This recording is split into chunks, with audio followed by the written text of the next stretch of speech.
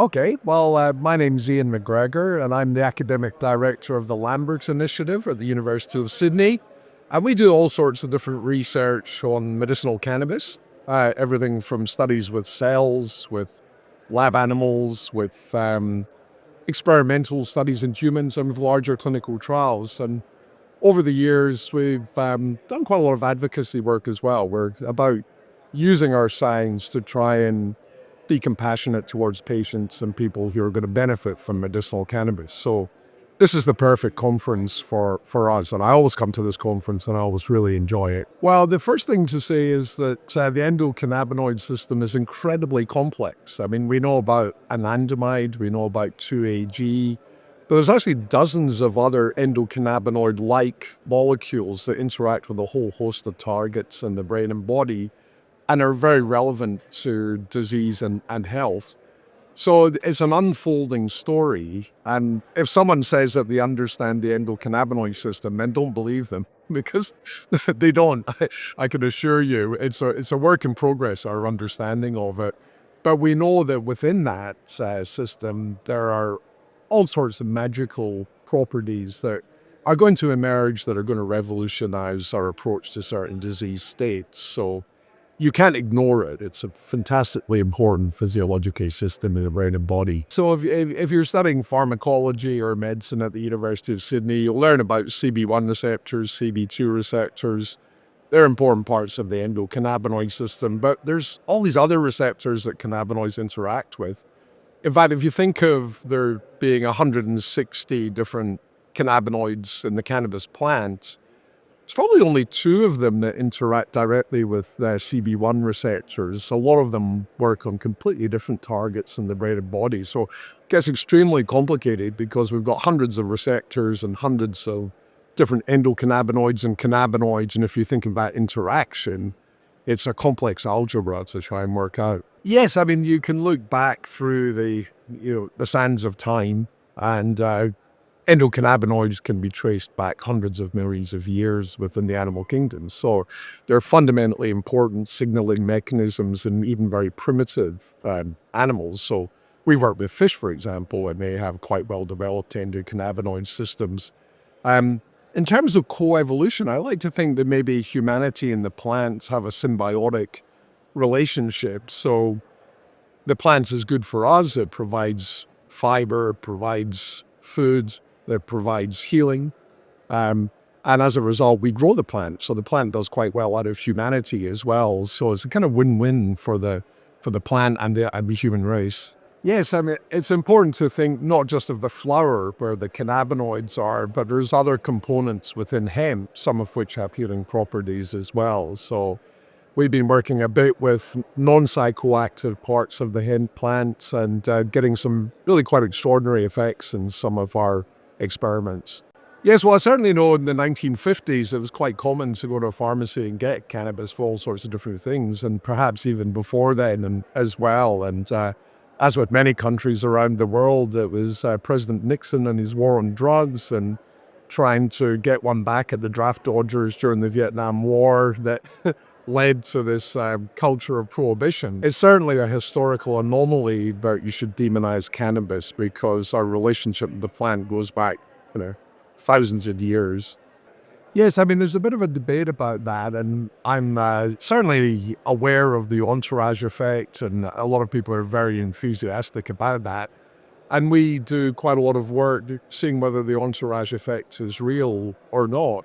And what I can say is that in some conditions, you get beneficial interactions between different phytocannabinoids, different cannabinoids within the plant that can produce more than additive effects. Or you've got cannabinoid A, cannabinoid B, and instead of 2 and 2 making 4, it makes 27 or something like that. So that's a non-additive effect. And we've seen that in a number of different models. But that's not to deny that the isolates are powerful medicines themselves. So it's kind of horses for courses. You can use an isolate with an excellent result, and you could also use combinations.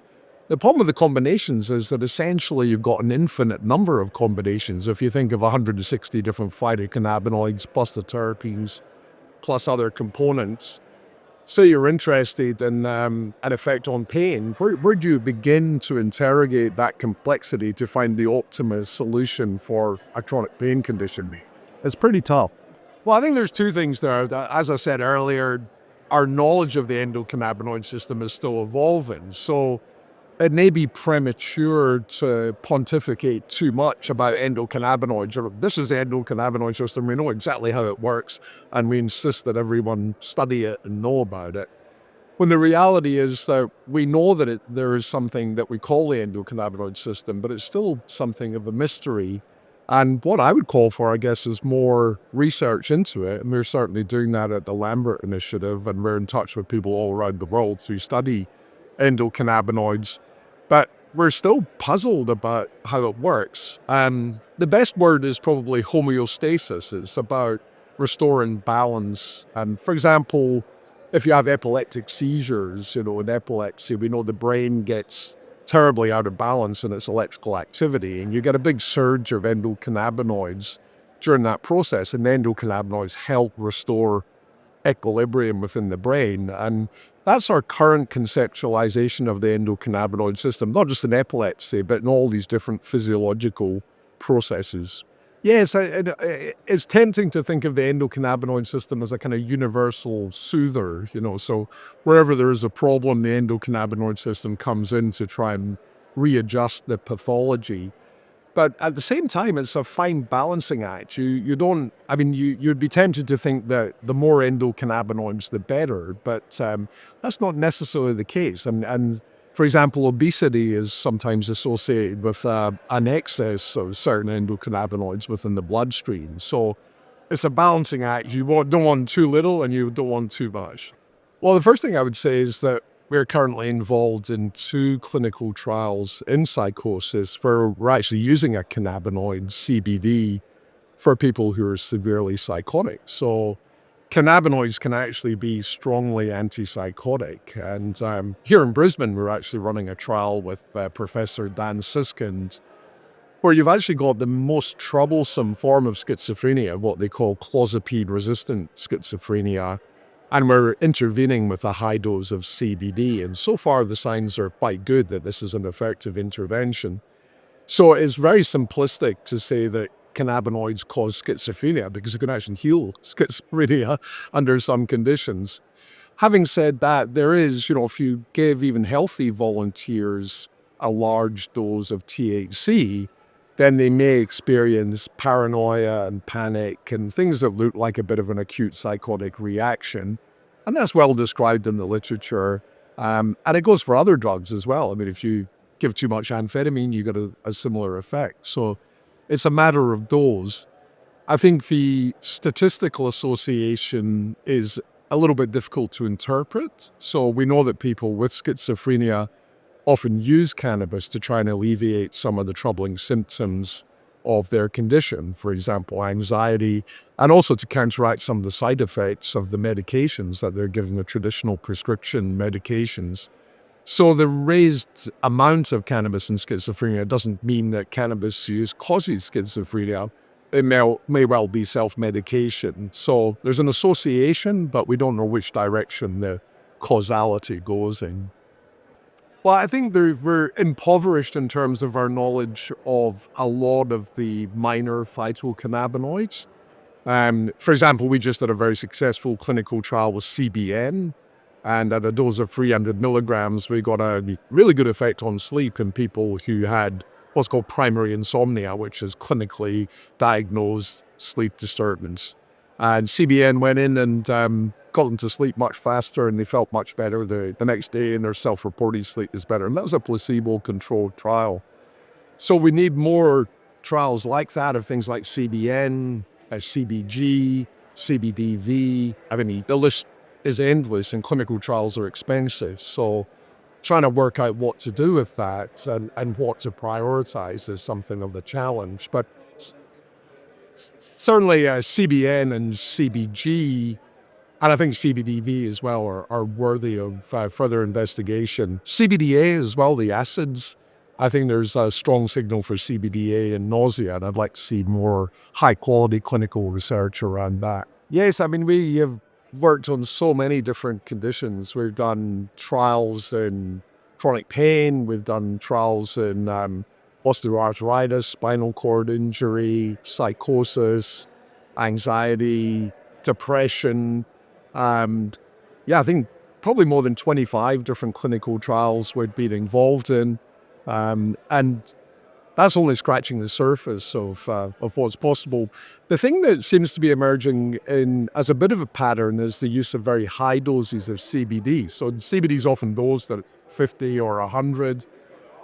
We find when you go up to 800, then magic starts to happen. So for example, with severe treatment-resistant anxiety in young people, there was one trial and a follow-up trial underway where 800 milligrams of CBD had an amazing effect. We're seeing the same thing in anorexia nervosa, and also we think in spinal cord injury as well.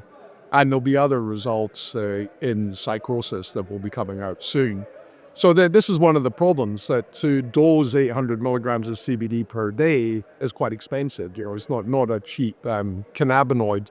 Yet most of the literature is telling us that's where you need to go to get the really wonderfully clinical effects. This can maybe be overcome by formulations. So there may be ways of getting a small amount of CBD to pack a bigger punch. And I know that there's companies here at the UIC meeting that are looking at that challenge. In my previous life, I used to do a lot of teaching and a lot of workshops around psychiatric drugs. So I'm very much aware of the zombifying effects of, say, the antipsychotic drugs that are frequently prescribed for PTSD, particularly in veterans, often in combination with antidepressants and heavy-duty benzodiazepines as well. And you would have to say that that sort of intervention is not sustainable and not healthy. I mean, I know that in the US, it was very common for vets to be on paroxetine, olanzapine, and clonazepam at the same time, which is a completely stupefying cocktail, but that was the standard for quite a few years. And the long-term effects of being on these medications are really very troubling. And they're certainly not an opportunity for people to heal or to confront the inner psychological distress that is leading to PTSD. That's why I think cannabis probably has a role, particularly in sleep. We know that, sleep disturbance and nightmares is often primary in PTSD. Something like CBN might be incredibly good for PTSD sleep disturbance, and that'd be a trial that we'd love to do. And of course, there's the whole area of psychedelic-assisted psychotherapy and MDMA therapy, which I think has a lot of validity and a lot of proof around it. Incidentally, we're doing a trial of psilocybin at the moment in severe treatment-resistant anorexia nervosa. So that's kind of in a way an analog, a severely intractable psychiatric condition where you apply psychedelic therapy to that. And the reason we're doing that is because we did a massive survey, and the drug that was rated most helpful for people who had anorexia and who tried a lot of different drugs was psilocybin and LSD, closely followed by cannabis. We asked them to rate all the psychiatric drugs they tried, and they didn't even figure as beneficial drugs. We're doing work with native wattle species. So, the acacia plant, there's about 1,200 acacias in Australia. And we've got an early stage project with the Australian Botanic Gardens, and we're looking at alkaloid content in acacias. And you find dimethyltryptamine and 5-methoxytryptamine and hydroxytryptamines as well. So there's just the same way as the cannabis plant is a treasure trove of bioactives, it turns out that our floral emblem here in Australia, the wattle, is also a treasure trove, and that's too exciting an opportunity to pass up. Let me say that the admiration's mutual, and from the beginning of the Lambert Initiative, we've been all about community and grassroots and advocacy and using our science to try and improve the lot of people who suffer intractable medical conditions. So what you're doing down in Wagga and what you're doing within your own community is highly admirable. So you keep up a good work as well. Thank you so